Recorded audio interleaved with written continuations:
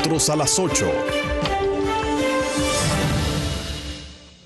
Bueno, soy yo que tengo la palabra aquí. Te dejé una pregunta sobre las escuelas. ¿Sabes lo que pasó? No sé si fue en Japón, que tembló la tierra. Japón es un país muy sísmico. Chile y Japón y Estados Unidos, una zona de Estados Unidos, son los países más sísmicos del mundo. Y cuando debajo de los asientos, habían los cadáveres de muchos muchachos. ¿No temes tú que eso pueda pasar aquí? Y entonces no tomamos ninguna medida. Si sabemos, si tenemos 75, 80, 90 planteles con problemas estructurales, no esperemos que llegue el ciclón. Mire, la isla, la Hispaniola, ¿verdad? En el caso de nuestro, divididos, ¿verdad? Nosotros estamos exactamente en el punto donde la placa de Norteamérica y el Caribe hacen su punto de unión, ¿verdad? Plata tectónica. La placa tectónica, correcto. En ese punto de subdivisión de placa, también nosotros tenemos 14 fallas en República Dominicana. Ahora hablan de otras fallas que han ido analizando. En su momento, JICA trajo un japonés aquí, Tadashi Maiki, el cual hizo unos estudios y dejó una serie de elaboraciones científicas para que pongamos atención a esos temas. Realmente se le han puesto atención, pero para su pregunta, y yo explicarle rápidamente, República Dominicana es uno de los países con mayor amenaza sísmica, se puede decir, del Caribe y por qué no de América Latina, y la historia está ahí. Terremoto que destruyó La Vega, terremoto que destruyó Ciudad Santo Domingo, pero usted tiene el terremoto en esa misma pregunta de Puerto Plata. Con el terremoto de Puerto Plata, no, 6.5. Y la parte norte de Santiago. Y la parte norte de Santiago, correcto, en lo que se refiere a la parte de la cordillera septentrional, que es una falla. Si usted analiza la parte que tiene que ver de lo que fue ese terremoto de Puerto Plata, usted analiza cuántas escuelas colapsaron de Puerto Plata, casi todas. Colapsaron, todas, con un 6.5. Si ese terremoto en este país hubiese sido por la mañana o por la tarde, la historia aquí del terremoto de Puerto Plata hubiese sido catastrófica. Ahora, eso me trae una pregunta. ¿Por qué diferencia hay en esas placas tectónicas o en esa zona con relación a Haití? Porque eso es la misma isla, aunque ideológicamente, políticamente esté tan lejana una de otra, sin embargo, no es así, ¿no? Bueno, la falla que provocó el terremoto de Haití en el 2010 es la misma falla de Enriquillo, que pasa Haití como Plater Garden. Entonces, esa falla tectónica está también de nuestro lado. Ahora, Haití tuvo, vamos a decir, el momento y la hora exacta para que la falla fallase en ese punto específico. Ustedes vieron el nivel catastrófico que provocó.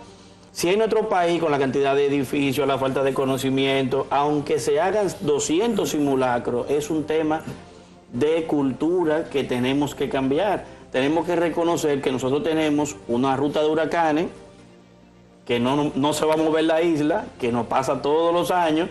Tenemos 14 placas, 13 placas, 12 placas. Tenemos esas amenazas, por ende tenemos que prepararnos para mitigar cualquier daño y prevenir mayores situaciones. En Chile tiene el problema de Yoyo, y para todos los días prácticamente. Y terremotos muy serios y muy grandes. Sin embargo, yo le pregunté a un experto como tú, le pregunté por qué no había situaciones como la de Haití, por ejemplo, que provocó 300.000 muertos y nadie sabe cuántos desaparecidos. Y me explicaba ese señor que en Chile son muy rigurosos con las construcciones. Que hay un seguimiento, que hay un protocolo, unos protocolos rigurosísimos y que los constructores oficiales y privados lo cumplen. Y eso viene al traste con un tema que hemos tratado yo y yo aquí en el programa, de algunas zonas donde se han construido torres muy altas, ¿no?, sin que el suelo lo resista. Y que en caso de un sismo de esa magnitud, como el que se produjo en Haití, como el que se ha producido en Chile, ¿no?, el desastre puede ser muy serio. En este país está la Oficina Nacional de Vulnerabilidad Sísmica, ONESVI, que cuando se inauguró, Hipólito Mejía fue uno de los propulsores. El primer director fue Coromina Pepín. Y esa institución se viene encargando de evaluar los edificios y se viene encargando a través también de lo que son las normas sísmicas que tiene Obra Pública, de evaluar esos programas. Ahora bien... ¿De qué año? Bueno, la norma de Obra Pública debe ser revisada e incluso se ha hablado de que se revise esa parte, se lleve más que a una norma, se articule en una ley también para que tenga una rigurosidad, para que tenga de una forma u otra una precisión técnica hasta de mejor cumplimiento.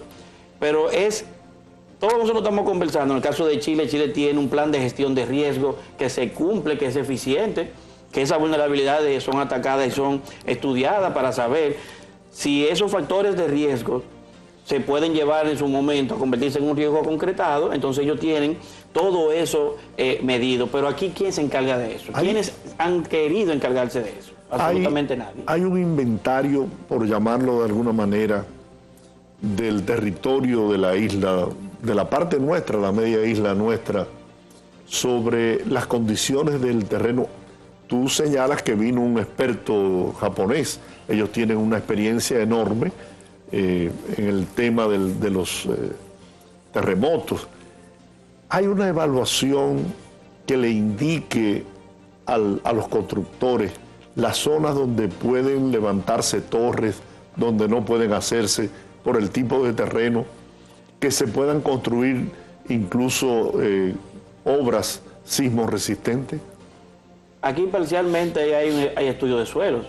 El ingeniero Silvio de León ha sido uno de los ingenieros más preocupados en cuanto a lo que son estudios de suelo. Aquí en su momento, 2002 hasta el 2004, hizo un levantamiento de suelo.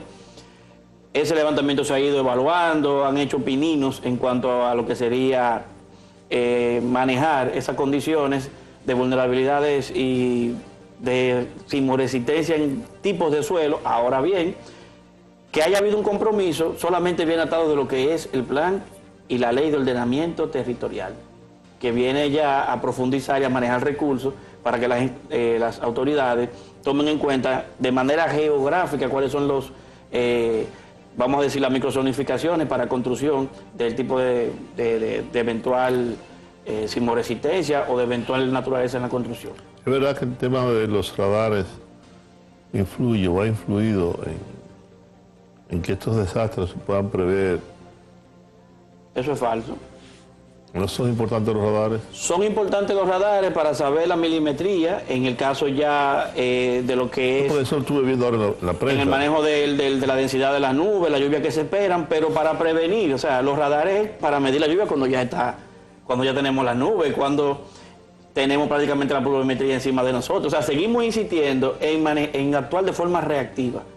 Cuando usted ve que mencionan tanto los radares, bueno, aquí es cierto que si un piloto va a aterrizar y ve una nube, necesita saber si es cierto que esa nube está ahí, si hay una descarga, si qué capacidad tiene en cuanto a lluvia. Digamos que los radares son importantes, pero no para prever. No. Pues porque incluso hay imágenes satelitales que nos indican a nosotros cuáles son los fenómenos que nos van a afectar. Por lo que tú dices, entonces no había posibilidad de determinar la cantidad de lluvia que iba a caer sobre el territorio nacional este pasado viernes 4 de noviembre. Eso es correcto. O sea, que los de Finlandia puso a hablar disparates. 100%. Porque el primero que le ha faltado en cuanto al manejo de esa ley y en cuanto al manejo de cumplir con las tecnologías necesarias fue el presidente Fernández. Porque aquí se está hablando de radares desde cuando los tucanos para manejar... Usted ve, ahí hacen falta los radares. Exacto. Para manejar ciertas situaciones y condiciones, no tanto meteorológicas, sino de observancias. Entonces, aquí hay un radar incluso que tuvo activo para saber la cantidad de lluvia en una frecuencia de medición que pudo haber caído. Eso es en Punta Cana. Que es el de Punta Cana. Lo que sucede es que queremos decir como que no... Al no saber que iban a caer 200 y pico de milímetros o 70 milímetros de tal sitio, no pudimos actuar, y no es así. La parte preventiva precisamente es que si usted sabe que este país, en la capital, se inunda con un vaso de agua, cuando usted le informan que va a caer un vaso de agua, usted debe prepararse para el vaso de agua. Claro. Ojalá caiga un galón. Este país no aguanta un vaso de agua. Inmediatamente usted sabe que va a caer más de un vaso de agua, ¿dónde está la parte preventiva? Pero la ciudad colapsa desde que cae... Entonces, ha cargado, lamentablemente, le han cargado al presidente de la República y a la propia Carolina, le han cargado una participación, le han cargado una culpa que realmente no la tiene, porque eso viene arrastrándose. Tenemos que hacer otra pausa, pero ese es un tema que debíamos tratar al regreso. ¿Cuál es la solución?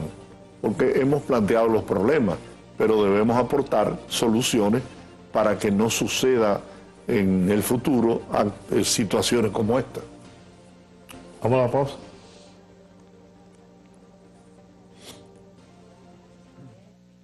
Continúa viendo Nosotros a las 8. Ya regresamos.